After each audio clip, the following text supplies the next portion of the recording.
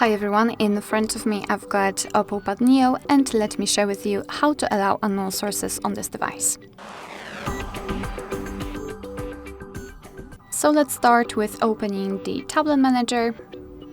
Here in this left section we have to tap on Tools. Now let's tap on Installations from External Sources. And as you can see, this is the list of apps which are allowed or not allowed to install some content, and of course we can change it. Just tap on the switcher on the app and tap on Allow.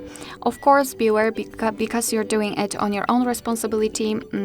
Basically, third-party apps aren't verified by the developer, so you may put your data and actually whole device at risk. So really remember about that and choose the apps wisely. Of course, you can always remove previously granted permissions just by tapping on the switcher again, and the Chrome right now is not allowed to install anything.